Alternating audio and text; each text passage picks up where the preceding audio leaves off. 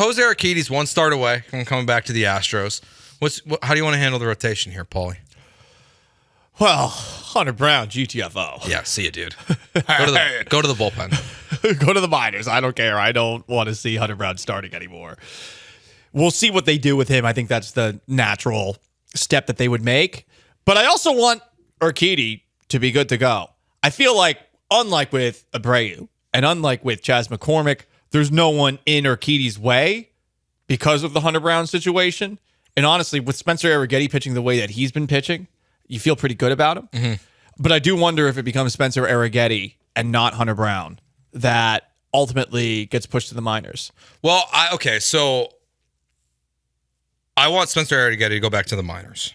You want him to go back? Okay. And so Blum and TK were talking about this yesterday. I thought it was interesting. And it's I'm just going to steal it from them.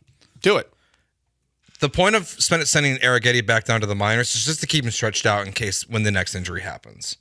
Where Hunter Brown, I'd rather just move him to the bullpen, and so he doesn't have to be stretched out anymore. You can use him in any way you see fit out of the bullpen. He's your long guy in blowouts, whether it's good or bad.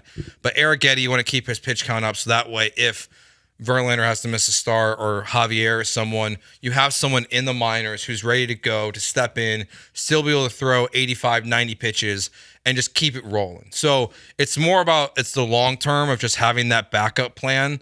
And I'd rather that backup plan be Spencer Arrighetti. So in a way, like I am choosing Arrighetti over Hunter Brown, and Hunter Brown's just going to the bullpen. The problem is, though, I mean, to go back to our conversation earlier, Arrighetti's pitching better. I mean, that was a great start that we saw from him, and unfortunately, Brian Abreu makes the stats look not so good. Mm-hmm. But the last two outings we've seen from Arrighetti, it feels like he's getting better. Where with Hunter Brown, it feels like he's holding it together by, I don't know, bubblegum? Yeah. Duct tape? Yeah. It's something you're just expecting a bad inning to happen at some point. You don't know when it's coming. And in the bullpen, okay, maybe he'd be better on that front. But I don't know. I look at these two right now, and are you so worried about burning one of your call downs with Hunter Brown that you can't send him down? No, I mean, you could send both of them down, honestly. I don't want to send both of them down, really. I don't know, because yet, at least. Well, when you get Blanco back, which they're projecting, was it that could be the first game of the Seattle series? I think it is. That sounds right. They didn't say exactly when he would make his next start, but I think they said it could be Sunday or Monday. So you have Blanco back. So in theory, Urquidy's coming back right around the same time. And then you get into June, and you have a much more traditional schedule. You have more days off. You're not playing 29 out of 30 days. So I think they leave the 6-man rotation behind. So at that point, it's Verlander, it's Fromber, it's Javier, it's Blanco, it's Urquidy. That's your 5-man rotation. And then the question is, do you want to keep Hunter Brown and Arrighetti in the bullpen, or who you like? And that's why I think one of them goes down. One of the things we didn't talk about when it was positive vibes only at the beginning of the show, Taylor Scott. This guy is just. He's been awesome for the Astros. Yeah, he's been really good. Seth Martinez has been good. So I think Dubin's gone at this point. I can't even remember the chaos that happened over the weekend. I hope so. But it's probably Hunter Brown or Arrighetti stays on the big league roster, and I feel like they'll go with Hunter Brown with his bullpen experience. You're probably right, but I feel like Hunter Brown has not earned a stay.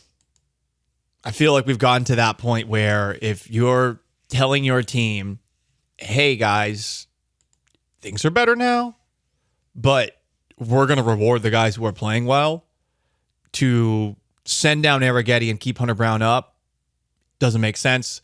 Just like calling up Jose Abreu. Yeah, see, that doesn't make sense. Like they're not really doing that. Just like bringing Chas McCormick up in a rush doesn't really make sense, no matter what the back of the old baseball card is. And that just gets us back to, okay, well, who's really running the show? Well, Hunter Brown's back of his baseball card ain't good. No, it's not. So, and who's running the show at the major league level? Do Dana Brown and Joe Espada have much of a say in anything, or is this legitimately being done from the ivory tower with the owner, Jim Crane, and Jeff Bagwell, and the other associates, whether they are Reggie Jackson or Craig Biggio or whoever, of the Varsity Jacket Skull and Bones Society?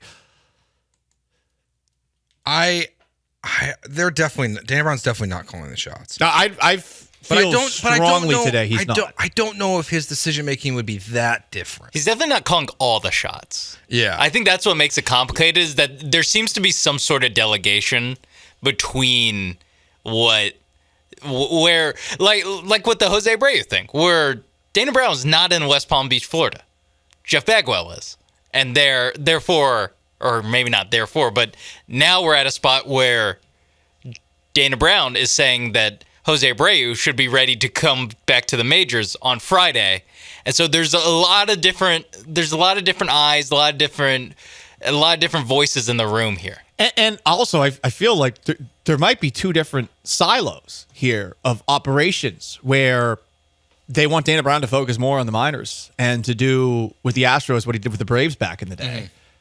Really, I feel more and more by the day that that's what Dana Brown was brought here to do. And it makes sense. But unfortunately, Dana Brown's side job is essentially being... to be the actual GM? No, his side... be the mouthpiece. Yeah. Exactly. He's the press secretary for somebody who is just saying outlandish things or, I don't know, looking senile. Well, we've seen a lot of that in both categories over the last, 8 years. So, like, that's what we're seeing. He is forced in this situation to be the mouthpiece, and unfortunately, he's not gifted when it comes to making it seem like everything's fine. He does it in a way where it's just tough to have a lot of confidence in him, and it's unfair to him because he's the one that's being put out there to answer questions about what the guys who are up top of him on the totem pole want. It reminds me of on Tuesday nights during the fall when they have the college football playoff selection, and then they have like one random member of the selection committee who has to, and they do it for the whole year, and they have to sit there and take these questions from Reese Davis and Greg McElroy, where they're like, why is North Carolina number 13 and not number 12? Why is Penn State number 9 and not 11? Like they have to answer these questions, but they're in such an impossible position because they have to summarize what 12 different people think about ranking these teams and then have it be a consistent message, which is just impossible to have. And that's what it feels like Dana Brown's going through, where there's what he thinks, there's what Espada thinks, there's what Bagwell, Biggio, Jackson, and Crane think. There's all these different people making things happen that have opinions on how this team should be run. But the only guy who talks on a regular basis, I guess other than Espada, but the second guy who is in theory higher ranking than Espada is Dana Brown, who has to say all these things at once without ever saying anything. Especially, and to continue this comparison, when also the reality is that this person speaking for the committee and for the Astros is also not telling the truth. The playoff committee person is never going to go up there and be like, yeah, dude, man, LSU, we're putting them in. Yeah. Texas is getting in because we like ratings and we like money. And no one wants to see Florida State's third-string quarterback in the playoff. But you're not going to say that publicly. Just like Dana Brown is never publicly going to say the only reason why Jose Abreu is on this roster is because Jim Crane's too cheap to cut him. Like, this is the reality, right? Like he's never going to actually say that unless he wants to get fired the next day. Would he get fired the next day for that? Oh, yeah. Or is Jim Crane too cheap to fire him? Huh? How cheap is this guy? Dana Brown's probably not making enough money to that to be a concern. Yeah, $30 million buyout. I doubt it's that. Probably not making as much as Jose Abreu. He's not Jimbo Fisher. But you guys like a $2 million buyout. That's Jose Abreu. Junior Bronco says says Jeff Bagwell is Littlefinger or Rasputin. Rasputin did it religiously and by being sort of cultist, and it's crazy that the SARS family were hook, line, and sinker for that guy. Like that, Rasputin was really pushing some crazy stuff. He was essentially like this 6'4" homeless man with a massive beard. And I thought you were going to say massive something else. Well, supposedly he liked to get down, so that was another element of Rasputin. That the Romanov family, which was the monarchy of Russia back in the day, they loved that guy. So if you're making Rasputin comparisons, I don't know. I don't think I could go even What about far. Littlefinger? I can compare Joe to Nazis as a middle manager, but that's too far for Jim Crane. I'm just kidding, Joe. Sorry. What about Littlefinger for Jeff Bagwell? Is that No, because it's different than Littlefinger because Littlefinger is this guy that was in the background who just worked his way to the top despite having nothing. Jeff Beck was a Hall of Fame baseball player. He's more like Jamie Lannister, where it's like he's supposed to be the one making things happen, but instead his hand gets chopped off. He makes all the wrong decisions. Yeah, he makes the wrong decision, and now his hand's chopped off. I like that. Sadly, his hand has not been chopped off. Jeff Bagwell's hands on the roster. They are all over the roster. He's got like 5 hands on the roster. That's Paul Gallant.